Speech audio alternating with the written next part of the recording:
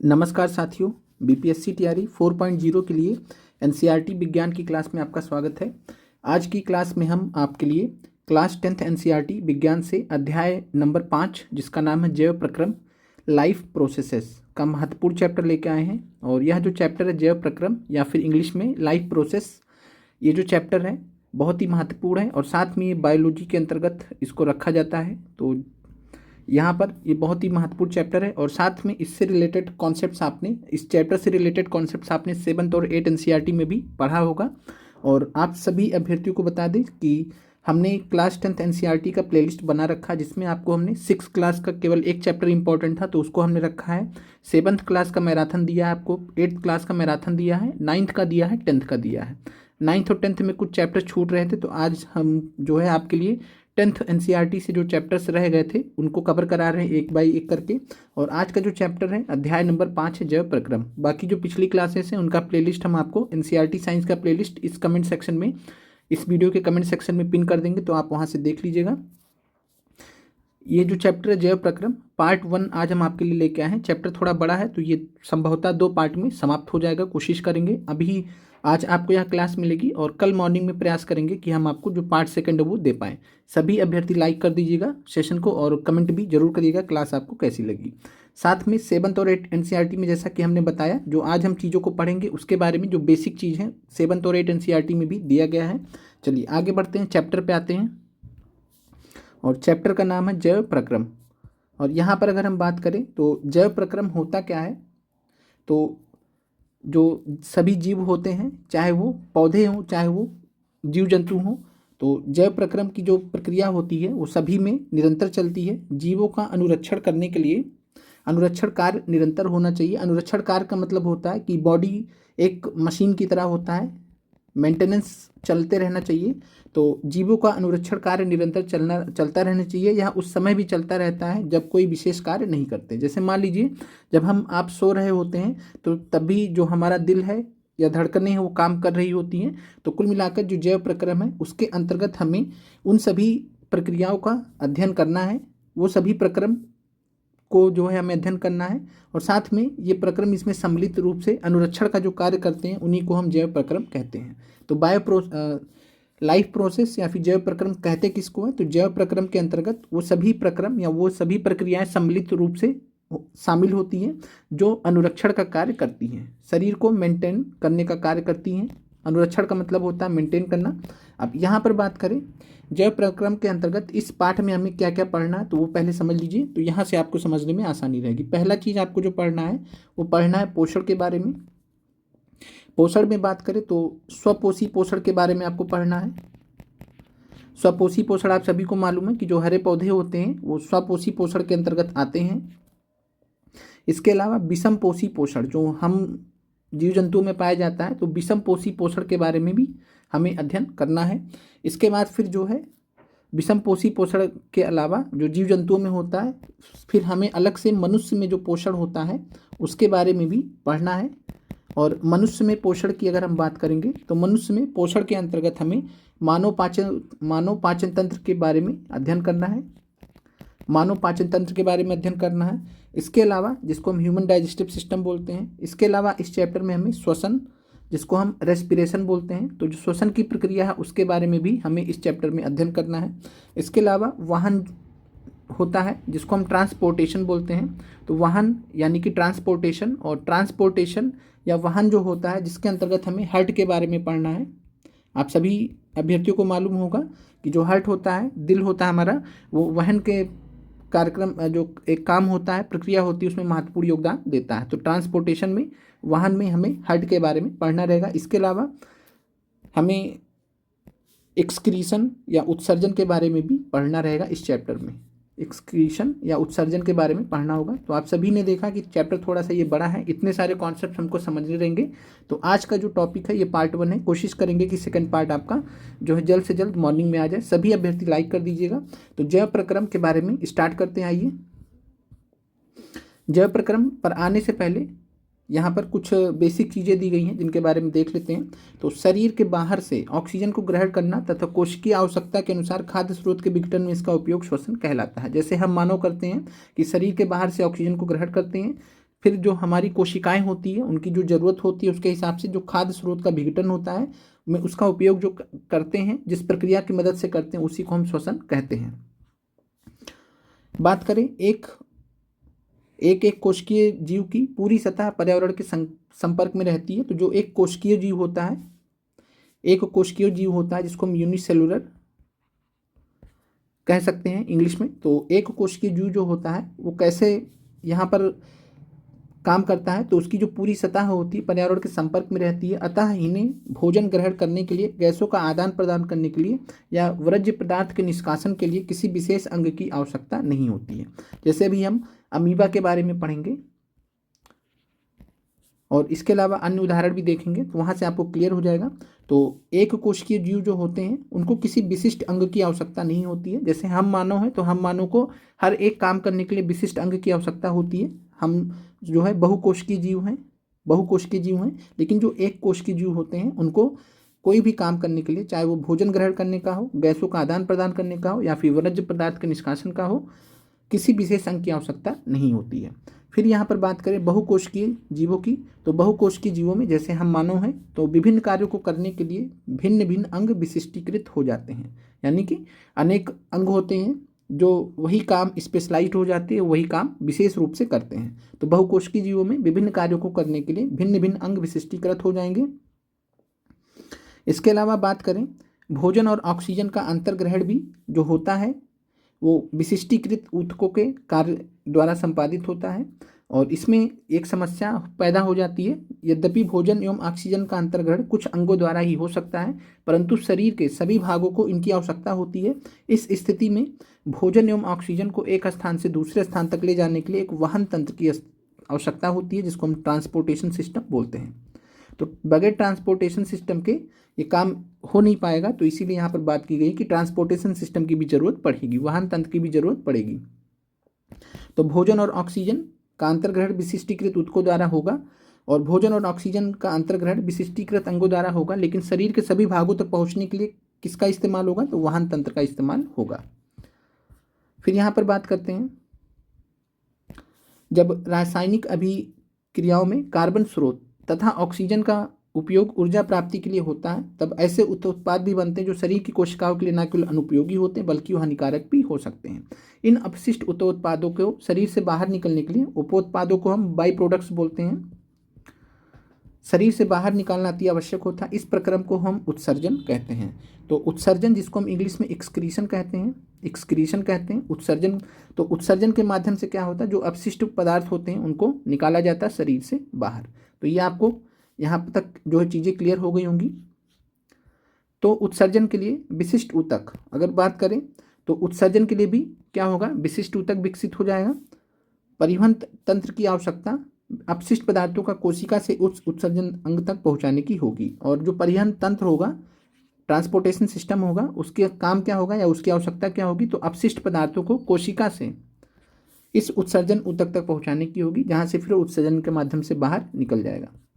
फिर यहाँ पर आते हैं, अब स्टार्ट करते हैं क्लास को, जिसका यहाँ पे पहला टॉपिक है पोषण। पोषण के बारे में अगर हम बात करें, तो जो सजीव होते हैं अपना भोजन कैसे प्राप्त करते हैं, इसके अंतर्गत आपको यहाँ से एक सवाल आपसे पूछा गया था, और अभी उसके बारे में चर्चा कर लेते हैं। यहाँ पर है कि कुछ जीव अकार्बनिक स्रोतों से कार्बन डाइऑक्साइड तथा जल के रूप में सरल पदार्थ प्राप्त करते हैं।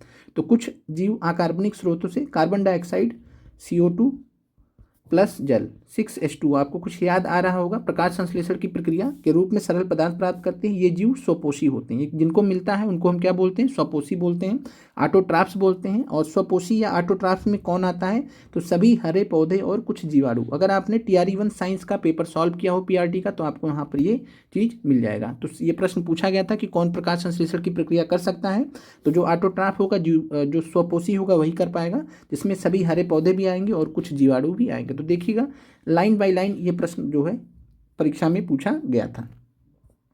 फिर यहाँ पर बात करें, अन्य जीव जटिल पदार्थों का उपयोग करते हैं। इन जटिल पदार्थों को सरल पदार्थों में खंडित करना अनिवार्य है ताकि जीव के संरक्षण तथा वृद्धि में प्रयुक्त हो सके। इसे प्राप्त करने के लिए जीव जैव उत्प्रेरक का उपयोग करते हैं, जिन्हें हम एंजाइम कहते हैं। अतः विषमपोषी उत्तरजीविता के लिए प्रत्यक्ष या परोक्ष रूप से स्वपोषी पर आश्रित होते हैं। तो जो विषमपोषी होते हैं, हेटरोट्रॉप्स होते हैं, वो प्रत्यक्ष या परोक्ष रूप से किस पे आश्रित होंगे, स्वपोषी पे होंगे। ये हमने पर्यावरण में भी पढ़ा है। जंतु तथा कवक इसी प्रकार के विषमपोषी जीवों में शामिल होते हैं। तो आपको यह ध्यान रखना है कि एनिमल्स और फंजाई जो होता है जिसको कवक बोलते हैं, तो जंतु और कवक विषमपोषी जीवों में शामिल होंगे। उदाहरण के रूप में आपसे पूछ सकता है एग्जाम में। चलिए अब आगे बढ़ते हैं। और यहाँ पर अगर हम बात करें कुछ जीवाणु, तो वो जीवाणु कौन से होते हैं जो प्रकाश संश्लेषण की प्रक्रिया करते हैं, स्वपोषी होते हैं। तो इसका उदाहरण आप ध्यान रखिएगा, नील हरित शैवाल जो समुद्र में प्रकाश संश्लेषण की प्रक्रिया करता है। तो नील हरित शैवाल एक प्रकार का जीवाणु होता है जिसका जीवाणु के टर्म में अगर हम देखेंगे तो इसको हम साइनोबैक्टीरिया कहते हैं। तो चाहे साइनोबैक्टीरिया हो चाहे नील हरित शैवाल हो, दोनों एक ही चीज़ है। अब यहाँ पर आते हैं स्वपोषी पोषण के बारे में। स्वपोषी पोषण में हमें प्रकाश संश्लेषण की प्रक्रिया को देखना है, समझना है। कुछ महत्वपूर्ण तथ्य यहाँ पर आपको देखने हैं, परीक्षा दृष्टि से बहुत ही महत्वपूर्ण कॉन्सेप्ट है।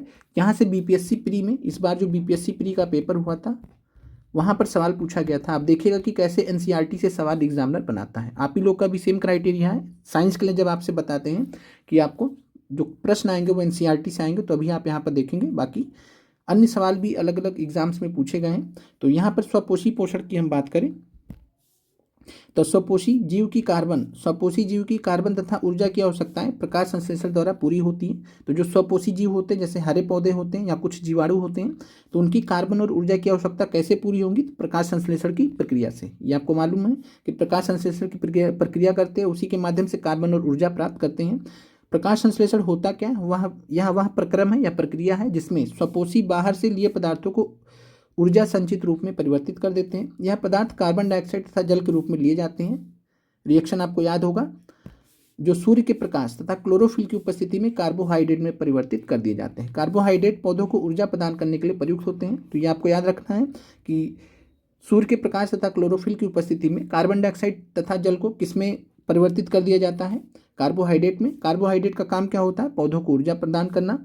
और साथ में कि जो कार्बोहाइड्रेट तुरंत प्रयुक्त नहीं होते हैं उनका क्या होता है, क्योंकि सारा तो इस्तेमाल नहीं हो सकता, तो जो कार्बोहाइड्रेट तुरंत प्रयुक्त नहीं होता उन्हें मंड के रूप में संचित कर लिया जाता है। मंड को हम स्टार्च बोलते हैं। चाहे स्टार्च आपको शब्द में दे चाहे मंड दे, दोनों एक ही चीज़ है। और यहाँ पर आपको इंग्लिश और हिंदी टर्म्स दोनों याद रखने हैं, क्योंकि कई बार आपको जो है इंग्लिश टर्म ही दे दिया जाता है हिंदी में, तो यहाँ पे आपको दिक्कत हो सकती है। इसलिए मंड का आपको ध्यान रखना है कि स्टार्च को हम क्या कहते हैं, मंड कहते हैं।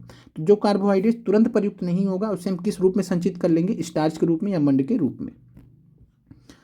यह रक्षित आंतरिक ऊर्जा की तरह कार्य करता है और पौधों के द्वारा आवश्यकता अनुसार प्रयोग कर लिया जाएगा। तो जो भी स्टार्च या मंड के रूप में प्रयोग कर रखा रहेगा उसको हम जो पौधे होते हैं वो अपने आवश्यकता अनुसार इस्तेमाल कर लेंगे। फिर है हमारे द्वारा खाए गए भोजन से व्युत्पन्न ऊर्जा का कुछ भाग हमारे शरीर में ग्लाइकोजन के रूप में संचित हो जाता है। उसी प्रकार जैसे हम खाते पीते हैं तो जो ऊर्जा का कुछ भाग होता है वो किस रूप में संचित होता है, तो ग्लाइकोजन के रूप में। ये भी कई बार परीक्षा में आपसे पूछा गया है। चलिए अब आगे बढ़ते हैं। यहाँ पर आपको ध्यान रखना है 6CO2 + 12H2O क्लोरोफिल और सूर्य के प्रकाश की उपस्थिति में ही होगा। और आपको ये ध्यान रखना है कि ऑक्सीजन की यहाँ पर ज़रूरत नहीं होती है। ऑक्सीजन की ज़रूरत नहीं होती। ज़रूरत किसकी होती है, कार्बन डाइऑक्साइड की होती है, जल की होती है, क्लोरोफिल की होती है, सूर्य का प्रकाश। ये चार चीज़ों की जरूरत पड़ती है। क्या बनता है, कार्बोहाइड्रेट। कार्बोहाइड्रेट को क्या बोलते हैं, ग्लूकोज, C6H12O6, जिसको हम कार्बोहाइड्रेट भी बोलते हैं। और ये किसके रूप में स्टोर होता है, तो स्टार्च या मंड के रूप में। 6O2 जो, और यही O2 है, साथ में 6H2O जल। तो यहाँ पर आपको ध्यान रखना कि ऑक्सीजन क्या होता है, प्रकाश संश्लेषण की प्रक्रिया में उत्सर्जित होता है। अब प्रकाश संश्लेषण प्रक्रिया में वास्तव में होता क्या है, तो इस दौरान कुछ महत्वपूर्ण घटनाएं होती हैं। तो यहाँ से आपसे एक प्रश्न पूछा गया था बीपीएससी प्री में। अगर आपने 70th प्री का पेपर देखा हो तो वहाँ पर पूछा गया था कि क्लोरोफिल द्वारा प्रकाश ऊर्जा को अवशोषित करना। प्रश्न आपसे पूछा गया था, अगर आपने पेपर देखा हो तो वहाँ पे प्रश्न पूछा गया था कि प्रकाश संश्लेषण की प्रक्रिया में क्लोरोफिल का कार्य क्या होता है। क्लोरोफिल का कार्य क्या होता है, आपको प्रश्न याद आ गया होगा। तो वहाँ पर उत्तर क्या था कि प्रकाश ऊर्जा को अवशोषित करना। तो आप देखिए लाइन बाय लाइन एनसीईआरटी से प्रश्न कैसे एग्जामिनर बनाता है। इसीलिए आप लोगों को हम बार बार कहते हैं कि एनसीईआरटी का अध्ययन करना चाहिए, पढ़ना चाहिए। अभी तक ने आपने जितने भी चीज़ें देखी है यहाँ पर आपको कहीं ना कहीं आपको प्रश्न देखने को मिल जाएगा। तो बहुत ही महत्वपूर्ण चैप्टर, अच्छे से कर लीजिए, देख लीजिए। बाकी आगे चल के जब हम आपको प्रश्न भी इसका कराएंगे चैप्टर वाइज, तो वहाँ पर आपको और भी आसानी हो जाएगी। लेकिन पहली शर्त यही है कि एनसीईआरटी को आप बहुत अच्छे से कर लीजिए, समझ लीजिए। तो क्लोरोफिल द्वारा प्रकाश ऊर्जा को अवशोषित करना, ये घटना होती है महत्वपूर्ण प्रकाश संश्लेषण के दौरान। दूसरा क्या होता है, प्रकाश ऊर्जा को, यानी जो सूर्य का प्रकाश होता है, सौर ऊर्जा रहती है या प्रकाश ऊर्जा रहती है, तो उसको रासायनिक ऊर्जा में रूपांतरण होता है और जल अणुओं का हाइड्रोजन तथा ऑक्सीजन में अपघटन होता है। तो प्रकाश ऊर्जा को रासायनिक ऊर्जा में रूपांतरण याद रखना है। फिर तीसरा है कार्बन डाइऑक्साइड का कार्बोहाइड्रेट में अपचयन। ये टीजीटी साइंस में पूछा गया था सवाल, टीजीटी साइंस में पूछा गया था, तो याद रखिएगा कि कार्बन डाइऑक्साइड का कार्बोहाइड्रेट में अपचयन होता है कि उपचयन होता है प्रकाश संश्लेषण के दौरान। तो ये आपको ध्यान रखना है कि अपचयन होता है, और अपचयन को क्या बोलते हैं इंग्लिश में, तो रिडक्शन। तो आपको ये ध्यान रखना है कि कार्बन डाइऑक्साइड का कार्बोहाइड्रेट में रिडक्शन होता है या अपचयन होता है प्रकाश संश्लेषण की प्रक्रिया के दौरान। तो यहाँ पर 6CO2 से C6H12O6 यहाँ पे जो निर्माण हो रहा है, तो ये आपको ध्यान रखना है। चलिए आगे बढ़ते हैं।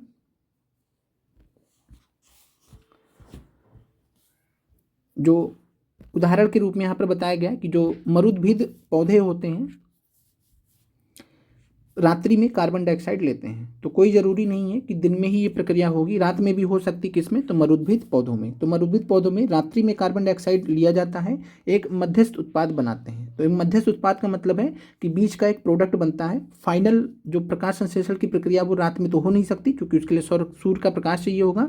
तो मरुद्भिद पौधे रात्रि में कार्बन डाइऑक्साइड ले लेते हैं, एक मध्यस्थ उत्पाद बना के रोक लेते हैं उसको, और फिर जब दिन में क्लोरोफिल मिलता है तो क्लोरोफिल के माध्यम से, प्रकाश संश्लेषण की प्रक्रिया के माध्यम से ऊर्जा अवशोषित करके क्या बनाते हैं, अंतिम उत्पाद बनाते हैं। तो मरुद्भिद पौधों में थोड़ा सा अंतर है जो स्थलीय पौधे हैं उनके मुकाबले। तो ये आपको ध्यान रखना है। समझ में आ गया होगा कि रात्रि में कार्बन डाइऑक्साइड लेंगे, एक मध्यस्थ उत्पाद बनाकर उसको रोक लेंगे, और जब दिन में क्लोरोफिल मिलेगा तो उससे ऊर्जा अवशोषित करके अंतिम उत्पाद बनेगा।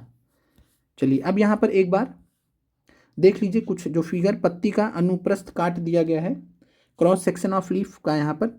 तो यहाँ पर आप लोगों को हरित लवक के बारे में दिया गया है। हरित लवक क्या होता है, तो हरित लवक होता है क्लोरोप्लास्ट, क्लोरोप्लास्ट। तो हरित लवक क्या, क्लोरोप्लास्ट। क्लोरोप्लास्ट भी आपको हिंदी में लिखा हो सकता है, हरित लवक भी हो सकता है। तो क्लोरोप्लास्ट या हरित लवक में ही क्या होता है, तो ध्यान रखिएगा क्लोरोफिल किस में पाया जाता है, तो क्लोरोफिल जो है क्लोरोप्लास्ट में पाया जाता है, या क्लोरोफिल हरित लवक में पाया जाता है। इसके अलावा यहाँ पर आपको ध्यान रखना कि द्वार कोशिका किस में होती है, जिसको हम गार्ड सेल बोलते हैं। तो गार्ड सेल या द्वार कोशिका होती है स्टोमेटा में। स्टोमेटा को हिंदी में रंध्र कहते हैं, इंग्लिश नाम भी आपको याद रखना, स्टोमेटा भी दिया जाता है आपसे परीक्षा में। तो स्टोमेटा या रंध्र को बंद करने के लिए पत्तियों में गार्ड सेल्स होती है, द्वार कोशिकाएं होती हैं, जिनके बारे में हम आगे देखेंगे। बाकी फ्लोएम और जाइलम के बारे में आगे हम ट्रांसपोर्टेशन का जब टॉपिक आएगा तो वहाँ पर डिटेल में देखेंगे। बाकी आपको नॉर्मली पता है कि जाइलम जो है जल का ट्रांसपोर्टेशन करता है, जल का वहन करता है। फ्लोएम जो है वो खाद्य पदार्थों का वहन करता है। आगे बढ़ते हैं। यहाँ पर बताया गया है कि कुछ कोशिकाओं में हरे रंग के बिंदु दिखाई देते हैं, जो अभी हमने हरित लवक देखा है, हरित लवक क्लोरोप्लास्ट। तो ये हरे बिंदु कोशिकांग हैं जिन्हें क्लोरोप्लास्ट कहते हैं, और इनमें क्या होता है, क्लोरोफिल होता है। तो क्लोरोप्लास्ट को हिंदी में क्या कहते हैं, हरित लवक। और हरित लवक या क्लोरोप्लास्ट में ही क्या होता है, क्लोरोफिल होता है। एक बार देख लीजिए फिर से, तो हरित लवक या फिर क्लोरोप्लास्ट, और इसी में क्या होता है, क्लोरोफिल होता है। और क्लोरोफिल का काम क्या होता है, तो क्लोरोफिल द्वारा प्रकाश ऊर्जा को अवशोषित किया जाता है। अब यहाँ पर आते हैं, स्टोमेटा के बारे में देख लेते हैं। तो स्टोमेटा, और एक बीपीएससी में प्रश्न आपसे पूछा गया था जो 13 दिसंबर को पेपर हुआ था। प्रश्न था कि पौधों का जो ग्रोथ होता है, पौधों में जो वृद्धि वगैरह होती है, वो किस जो है तत्व के द्वारा होती है। तो वहाँ पर आपको जो है सोडियम, पोटेशियम वगैरह उदाहरण में दिया था। तो ये देख लीजिए, ये भी प्रश्न यहाँ से दिया गया है। पूरा एक प्रायोगिक व्यवस्था दी गई है कि पोटेशियम हाइड्रोक्साइड के साथ, पोटेशियम हाइड्रोक्साइड के बिना। तो यहाँ पर ग्रोथ की यहाँ पर बात कर रहा है, तो उससे रिलेटेड यहाँ पर सवाल पूछा गया था, और उसका आंसर था पोटेशियम, कि पोटेशियम की जरूरत पड़ती है पौधों की वृद्धि के लिए। तो ये आपको ध्यान रखना परीक्षा दृष्टि से, ये भी प्रश्न एनसीईआरटी से आया था।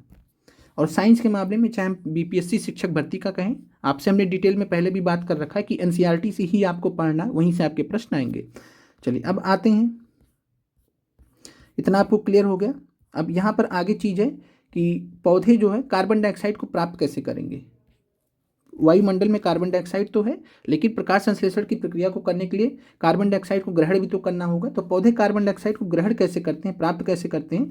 तो रंध्र जो होता है, जिसको हम स्टोमेटा कहते हैं, इसी की मदद से करते हैं। तो जो रंध्र या स्टोमेटा होता है, जो पत्ती की सतह पर सूक्ष्म छिद्र होते हैं, उन्हीं को हम कहते हैं रंध्र या स्टोमेटा। प्रकाश संश्लेषण के लिए गैसों का अधिकांश आदान प्रदान इन्हीं छिद्रों के द्वारा होता है। तो आपसे प्रश्न पूछेगा प्रकाश संश्लेषण के लिए गैसों का अधिकांश, या नॉर्मली आप दे देगा कि गैसों का आदान प्रदान किसके द्वारा होता है, तो आपका आंसर होगा स्टोमेटा। नहीं तो हिंदी में दिया रहेगा तो आंसर हो जाएगा रंध्र। ये आपको क्लियर होना चाहिए। और साथ में आपको ये भी ध्यान रखना कि गैसों का आदान प्रदान तने, जड़ और पत्तियों की सतह से भी होता है, लेकिन जब आपसे प्रश्न पूछा जाएगा तो वहाँ पर आपको जो प्रश्न होगा वो स्टोमेटा के लिए रहेगा या रंध्र के लिए रहेगा, उससे विशेष रूप से होता है।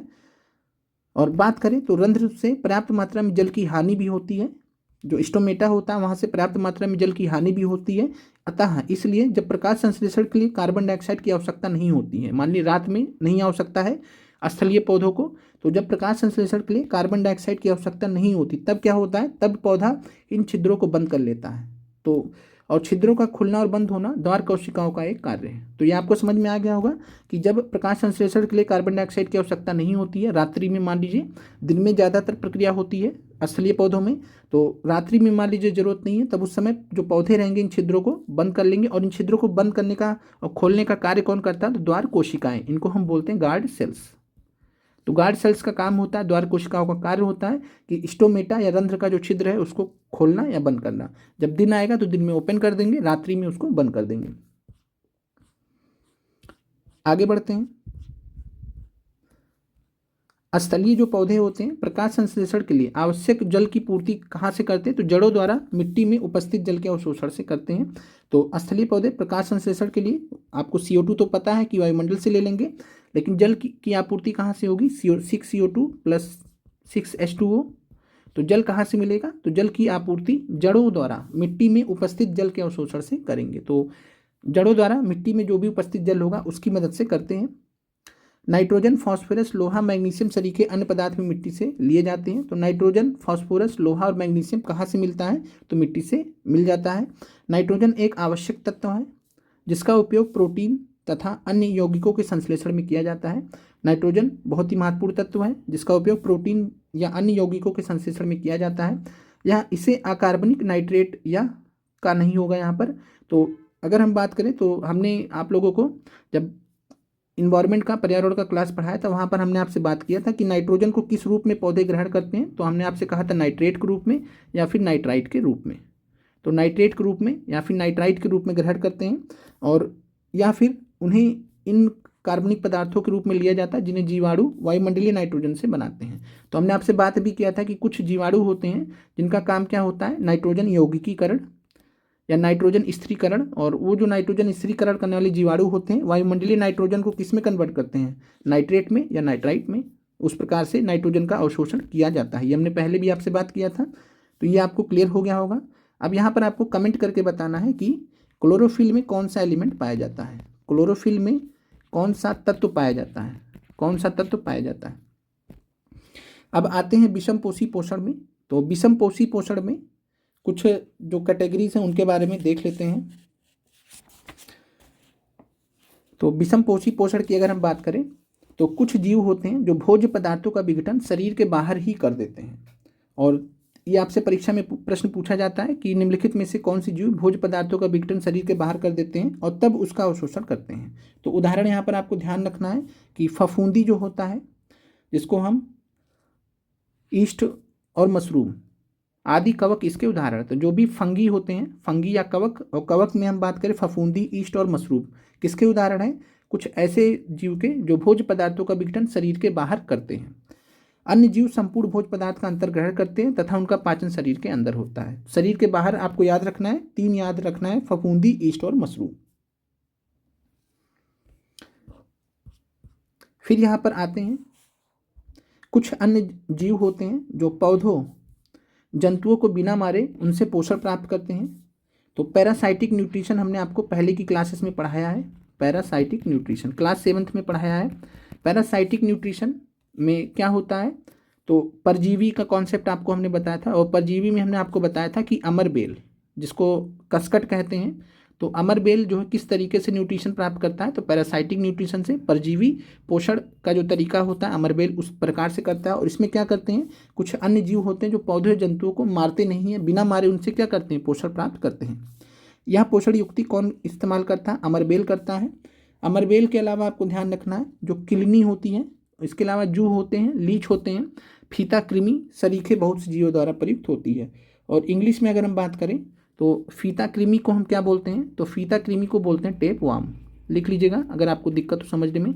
जो टेप वार्म होते हैं उनको फीता कृमि बोलते हैं। बाकी जो है लीच को तो लीच ही बोलते हैं। जू के लिए वर्ड यहाँ पर है लाइस। और किलनी जो होता है वो होता है टिक्स। तो ये सभी उदाहरण होते हैं पैरासाइटिक न्यूट्रिशन के। परजीवी पोषण के आपसे उदाहरण पूछे जा सकते हैं, अमरबेल, किलनी, जू, लीच और फीता कृमि। अब यहाँ पर आगे बढ़ते हैं, जीव अपना पोषण कैसे करते हैं। और यहाँ से अमीबा में पोषण 6 से 8 साइंस में सवाल पूछा गया था TRE 2 में, तो उसके बारे में भी डिस्कस कर लेंगे। तो अमीबा की बात करें तो यहाँ पर पहले जीवों में पोषण में पहले हम एक कोश की जीव की बात करेंगे। और एक कोश की जीव में भोजन संपूर्ण सतह से लिया जा सकता है। अभी हमने स्टार्टिंग में भी देखा था कि पूरे पर्यावरण से अट्रैक्शन होता है। और एक कोश की जीवों में भोजन संपूर्ण सतह से लिया जा सकता है, लेकिन जीव की जटिलता बढ़ने के साथ साथ विभिन्न कार्य वाले अंग विशिष्ट हो जाते हैं। जैसे उदाहरण एक कोशिकीय जीव की बात ही कर रहे हैं, तो अमीबा में कोशिकीय सतह से अंगुली जैसे अस्थायी प्रवर्ध की मदद से भोजन ग्रहण करता है, या प्रवर्ध भोजन के कणों को घेर लेते हैं तथा संगलित होकर खाद्य रिक्तिका बनाते हैं।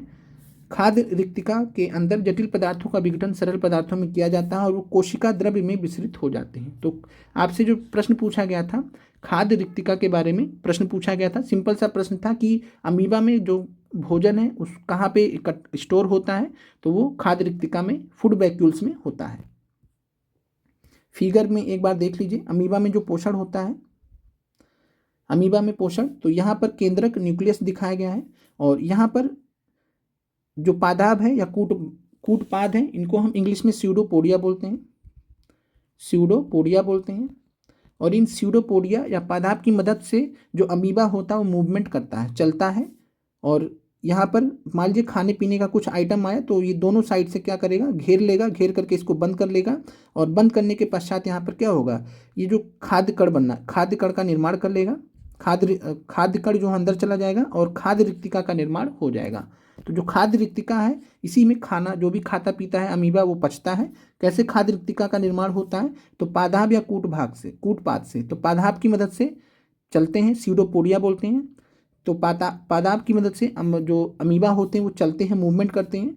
और दोनों साइड से भी या तीन साइड कहीं से भी अपना जिस प्रकार से भी इसको पकड़ना होगा खाने पीने का आइटम, तो खाद्य पदार्थ को ये घेर लेता है इकट्ठा। और यहाँ पर फिगर के माध्यम से आप समझ सकते हैं, यहाँ पर अंदर चला गया और ये किसका निर्माण कर लेगा, खाद्य रिक्तिका का, जिसको हम फूड वैक्यूल बोलते हैं। और इस प्रकार से यहाँ पर खाद्य का पाचन होता है अमीबा में। तो ये आपको क्लियर हो गया होगा कि अमीबा कोशिकीय सतह से अंगुली जैसे अस्थायी प्रवर्ध की मदद से भोजन ग्रहण करता है। यहाँ प्रवर्ध भोजन के कणों को घेर लेते हैं, संगलित होकर क्या निर्माण करते हैं, खाद्य रिक्तिका का। खाद्य रिक्तिका के अंदर जटिल पदार्थों का क्या हो जाएगा, विघटन हो जाएगा, सरल पदार्थों में किया जाता है और वो कोशिका द्रव्य में विसरित हो जाते हैं। बचा हुआ जो अपच पदार्थ होता है कोशिका की सतह की ओर गति करता है तथा शरीर से बाहर निष्कासित कर दिया जाता है। इसी प्रकार पैरामीशियम में भी उदाहरण दिया गया है। तो पैरामीशियम भी एक कोश की जीव है। इसकी कोशिका का एक निश्चित आकार होता है तथा भोजन के विशिष्ट स्थान से ही ग्रहण किया जाता है। और एक चीज़ यहाँ पर और भी ध्यान रखना है कि पैरामीशियम एक कोश की जीव है, इसकी कोशिका का एक निश्चित आकार होता है और भोजन एक विशिष्ट स्थान से ग्रहण किया जाता है। भोजन इस स्थान तक पच्छाब की गति द्वारा पहुंचता है जो कोशिका की पूरी सतह से ढके होते हैं। तो ये आपको ध्यान रखना, पच्छाब होता क्या है, तो सीलिया, इंग्लिश में सीलिया बोलते हैं। तो जब आपसे पैरामीशियम में पूछेगा कि पैरामीशियम में जो है भोजन किसकी गति के द्वारा पहुंचता है, तो सीलिया की गति के द्वारा, पच्छाब की गति के द्वारा। ये आपको क्लियर हो गया होगा। और एक कोशिका को पूरी तरीके से ढके होते हैं। अब आते हैं मनुष्य में पोषण को समझते हैं। तो मनुष्य में पोषण को समझने के लिए हमें जो मानव पाचन तंत्र है उसके बारे में समझना होगा। ह्यूमन एलिमेंट्री कैनाल सिस्टम है उसको समझना होगा। तो ह्यूमन एलिमेंट्री कैनाल का जो सिस्टम है उसको देख लेते हैं। और यहाँ पर मनुष्य में जब हम पोषण की बात करते हैं तो एलिमेंट्री कनाल होता है जिसको हम आहार नाल बोलते हैं। तो आहार नाल मूल रूप से कहाँ से स्टार्ट होता है, तो गुदा से मुंह से लेकर गुदा तक एक विस्तारित लंबी नली होती है। तो मुंह से स्टार्ट होती है, गुदा तक जाती है, विस्तारित एक लंबी नली होती है, आहार नाल। फिगर भी दिखाया गया है, उसको अभी हम देख लेंगे। अब यहाँ पर आप लोग थोड़ा सा फिगर देख लीजिए।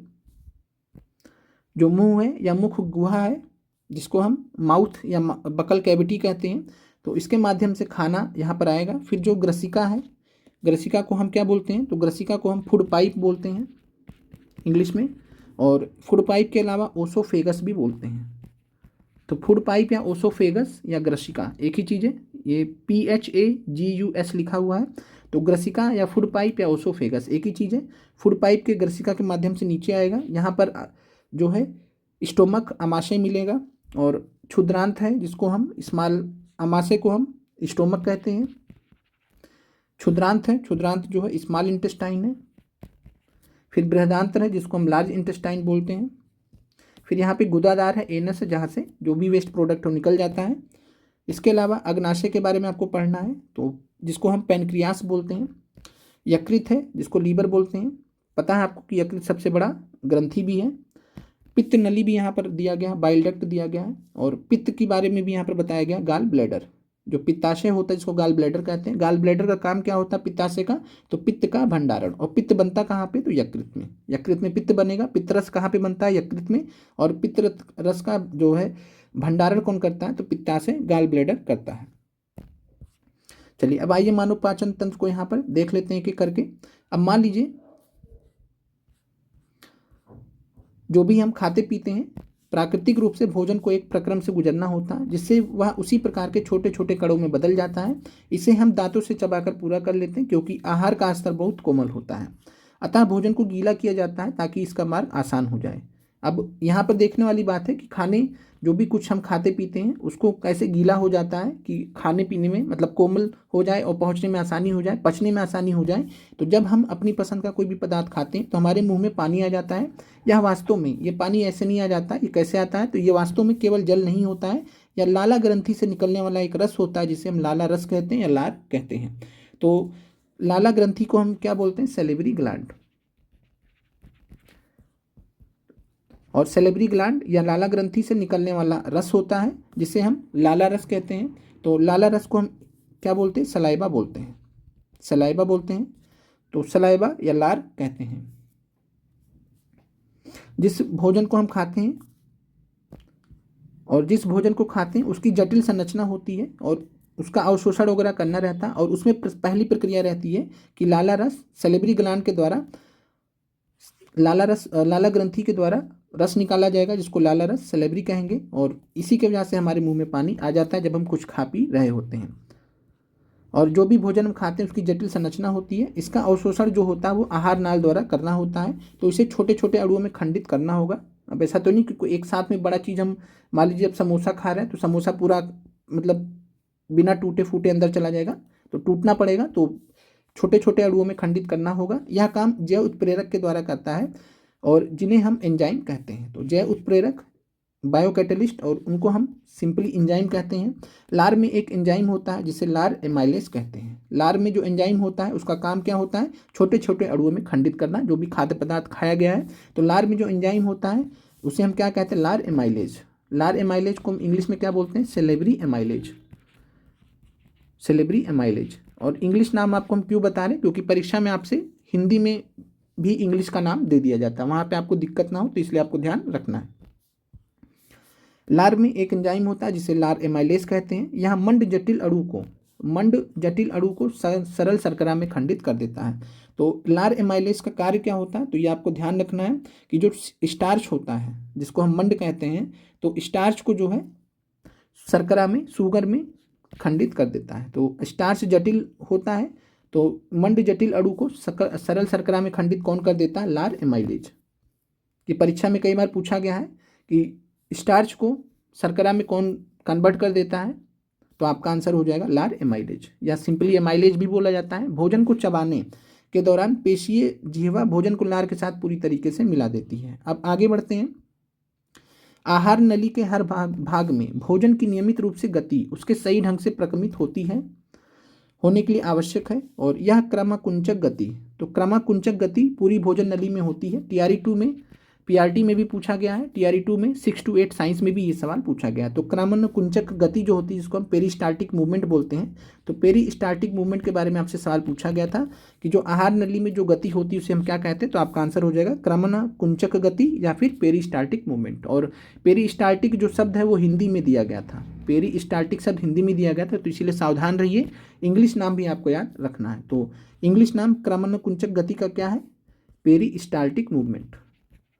और पेरिस्टाल्टिक मूवमेंट कहाँ पर होता है, तो आहार नली के भाग में होता है और भोजन की नियमित रूप से गति और उसे सही ढंग से प्रक्रमित होने के लिए आवश्यक है। और जो गति होती है पूरे भोजन नली में उसी को हम क्या कहते हैं, क्रमानुकुंचक गति, पेरिस्टाल्टिक मूवमेंट।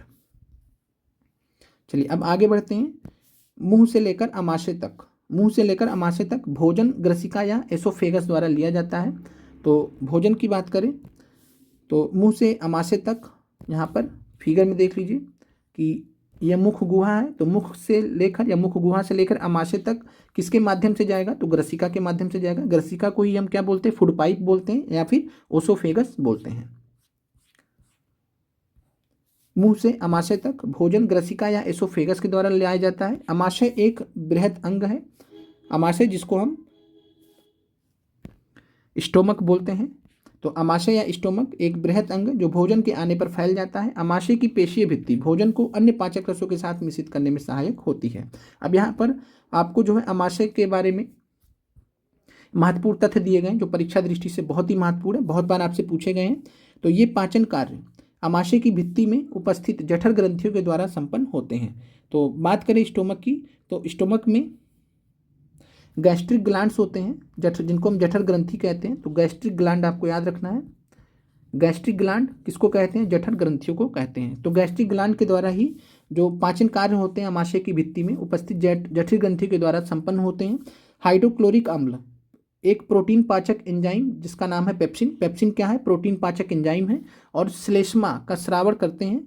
तो ये ध्यान रखिएगा कि जो जठर ग्रंथियाँ होती हैं पाचन कार्य के लिए अमाशय की भित्ति में उपस्थित होती हैं और ये किसका स्रावण करते हैं, किसको सिक्रीट करते हैं, तो हाइड्रोक्लोरिक अम्ल को, प्रोटीन पाचक एंजाइम पेप्सिन को और श्लेष्मा को। श्लेष्मा को म्यूकस बोला जाता है। हाइड्रोक्लोरिक अम्ल एक अम्लीय माध्यम तैयार करता है जो पेप्सिन एंजाइम की क्रिया में सहायक होता है। तो पेप्सिन एंजाइम होता है जो प्रोटीन को पचाने में हेल्प करता है। प्रोटीन पाचक एंजाइम होता है पेप्सिन। पी से पेप्सिन, पी से प्रोटीन याद रख सकते हैं। तो पेप्सिन एंजाइम की क्रिया में सहायक होगा तब जब हाइड्रोक्लोरिक अम्ल एक अम्लीय माध्यम तैयार करेगा। समान परिस्थितियों में श्लेष्मा अमाशय के आंतरिक अस्तर की अम्ल से रक्षा करता है। तो ये भी आपसे प्रश्न पूछा जा सकता है कि श्लेष्मा का कार्य क्या होता है। तो अमाशय का जो आंतरिक अस्तर है उससे जो है अम्ल से उसकी रक्षा करना, ताकि अम्ल जो है पूरे जो स्टोमक वाला पार्ट है उसको डिस्टर्ब ना करे। एक पार्टिकुलर जगह पर जो अम्ल है वो रहे, क्योंकि अम्ल बहुत ही, यहाँ पर बात करें तो हाइड्रोक्लोरिक अम्ल जो पाया जाता है 1.2 इसका पीएच होता है और काफ़ी ये बहुत ज़्यादा अम्लीय होता है। तो इस वजह से इसको सुरक्षित करके कौन रखता है, श्लेष्मा या फिर म्यूकस।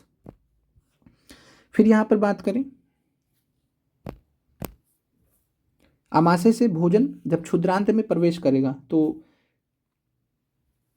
स्मॉल इंटेस्टाइन में, जब अमाशय से स्मॉल इंटेस्टाइन में जब भोजन प्रवेश करता है तो किसके द्वारा नियंत्रित होता है, तो अवरोधनी पेशी द्वारा। ये आपको याद रखना है। आपसे प्रश्न पूछा जा सकता है कि भोजन जब अमाशय से क्षुद्रांत में प्रवेश करता है तो किसके द्वारा नियंत्रित होता है, तो अवरोधनी पेशी, इसको बोलते हैं स्पिंक्टर मसल।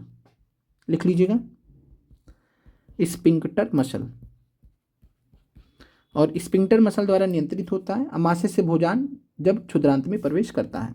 और क्षुद्रांत को क्या बोलते हैं, स्मॉल इंटेस्टाइन। तो स्टोमक से जब स्मॉल इंटेस्टाइन की तरफ जा रहा होगा भोजन तो किसके द्वारा नियंत्रित होगा, अवरोधनी पेशी द्वारा। क्षुद्रांत आहार नाल का सबसे बड़ा भाग होता है। तो ये आपसे पूछा जा सकता है कि आहार नाल, एलिमेंट्री कनाल का सबसे लंबा भाग कौन सा है, तो क्षुद्रांत स्मॉल इंटेस्टाइन। बाकी स्मॉल इंटेस्टाइन के बारे में फैक्ट्स वगैरह हमने छोटी क्लासेस में 7th 8th क्लास में देख लिया, तो वहाँ से आप क्लियर कर लीजिएगा। अत्यधिक कुंडलित होने के कारण यह सन्नत स्थान में अवस्थित होती है। विभिन्न जंतुओं में क्षुद्रांत की लंबाई उनके भोजन के प्रकार के अनुसार अलग अलग होती है। घास खाने वाले शाकाहारी का सेलुलोज पचाने के लिए लंबी क्षुद्रांत की आवश्यकता होती है। तो आपसे प्रश्न पूछा जा सकता है कि निम्नलिखित में से किसमें लंबे क्षुद्रांत की आवश्यकता पड़ेगी, तो घास खाने वाले शाकाहारी। क्यों, क्योंकि उनको सेलुलोज पचाने के लिए, जिसको सेलुलोज हम लोग नहीं पचा सकते, ध्यान रखिएगा, जो जंतु हैं वो सेलुलोज को नहीं पचा सकते हैं, मतलब मानव हैं वो सेलुलोज को नहीं पचा सकते हैं, लेकिन जो घास खाने वाले शाकाहारी हैं जैसे गाय भैंस हैं तो इनको सेलुलोज पचाने के लिए लंबे क्षुद्रांत की आवश्यकता पड़ती है। मांस का पाचन सरल होता है, इसलिए बाघ जैसे जो मांसाहारी हैं तो उनको जो है छोटे क्षुद्रांत की जरूरत पड़ती है। तो ये आपसे परीक्षा में पूछा जा सकता है। आगे बढ़ते हैं। फिर यहाँ पर बात करें क्षुद्रांत जो होता है स्मॉल इंटेस्टाइन।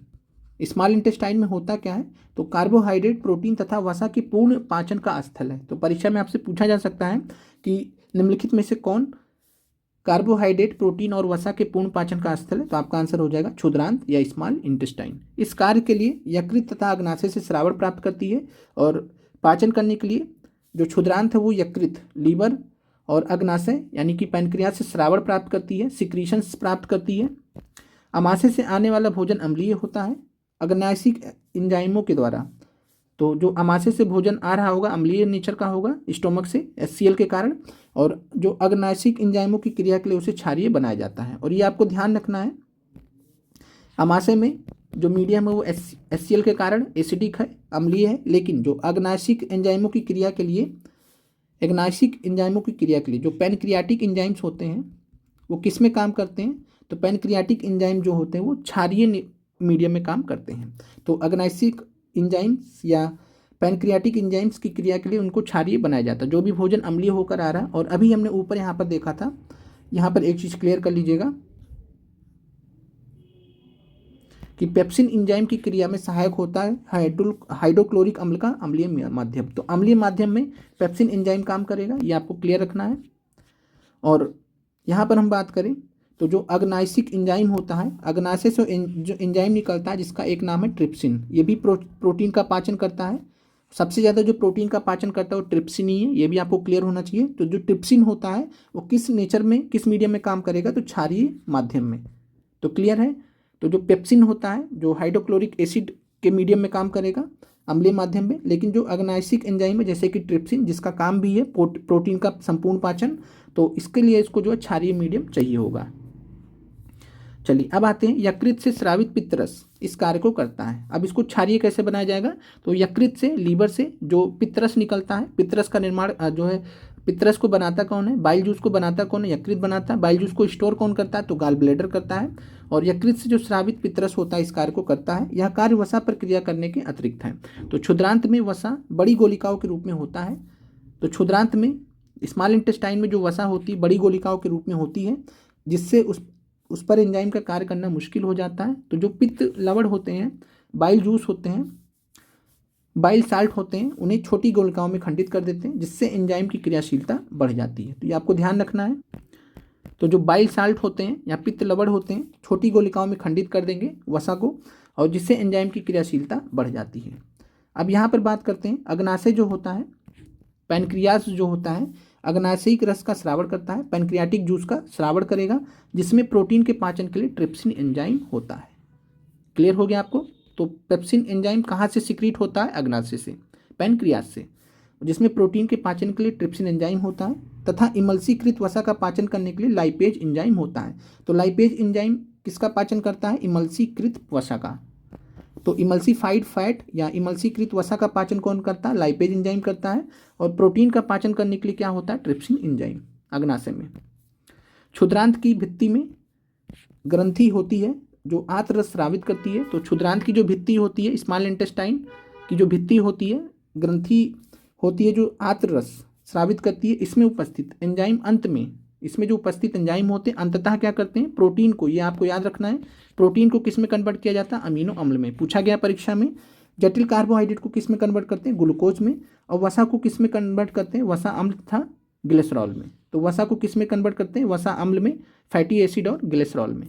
तो एक बार फिर से देख लीजिए कि जो आंत रस स्रावित होता है क्षुद्रांत की भित्ति में ग्रंथि द्वारा, उसमें उपस्थित एंजाइम प्रोटीन को किस में कन्वर्ट करते हैं, तो प्रोटीन को एमिनो अम्ल में, जटिल कार्बोहाइड्रेट को ग्लूकोज में, और वसा को किस में कन्वर्ट करते हैं, तो वसा को वसा अम्ल और ग्लिसरॉल में परिवर्तित कर देते हैं।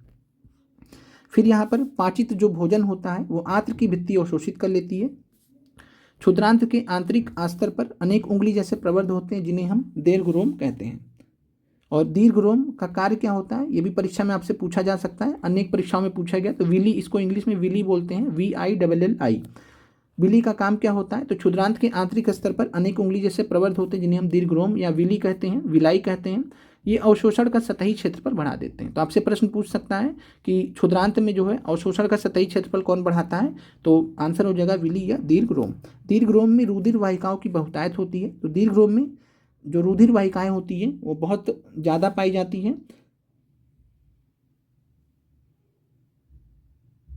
यानी कि जो ब्लड वेसल्स होते हैं, रुधिर वाहिकाएं, ब्लड वेसल्स, उनकी ज़्यादा बहुतायत होती है, जो भोजन को अवशोषित करके शरीर की प्रति कोशिकाओं तक पहुंचाते हैं। तो विली के माध्यम से यहाँ पर अवशोषण का कार्य होता है। दीर्घरोम में रुधिर वाहिकाओं की बहुतायत होगी और उसके वजह से क्या होता है, भोजन को अवशोषित करके शरीर की प्रति कोशिकाओं तक पहुँचाते भी हैं। और इसका उपयोग जो किस में होता है, तो ऊर्जा प्राप्त करने में, नए ऊतकों के निर्माण में और पुराने ऊतकों की मरम्मत में होता है। तो जो प्रत्येक कोशिका तक भोजन पहुंचेगा, तो भोजन से जो ऊर्जा प्राप्त होगी उससे नए ऊतकों का निर्माण होगा, पुराने ऊतकों का मरम्मत होगा।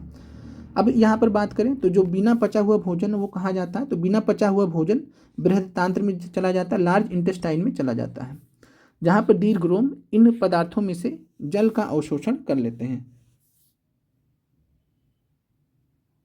तो यहाँ पर दीर्घरोम और भी संख्या में मौजूद होते हैं। तो जो विली होते हैं, तो विली लार्ज इंटेस्टाइन बृहदान्त्र में भी मौजूद होते हैं, और जो बिना पचा हुआ भोजन रहता है वो बृहदान्त्र में भेज दिया जाता है, जहाँ पर दीर्घरोम इस पदार्थ से जल का अवशोषण कर लेते हैं। अन्य पदार्थ गुदा द्वारा शरीर के बाहर कर दिया जाता है। तो इस वृज्य पदार्थ का बहिक्षेपण गुदा अवरोधनी द्वारा नियंत्रित किया जाता है। तो जो भी वेस्ट मटेरियल वगैरह निकलता है एक्सक्रीशन के माध्यम से, तो उसको जो है अवरोध नियंत्रण कौन करता है, तो गुदा अवरोधनी द्वारा। और गुदा अवरोधनी के द्वारा इंग्लिश में बोलते हैं एनाल स्पिंक्टर। एनाल स्पिंक्टर या गुदा अवरोधनी के द्वारा पदार्थों का, वर्ज्य पदार्थों का जो वेस्ट प्रोडक्ट्स हैं उनका जो बहिक्षेपण है वो नियंत्रित होता है।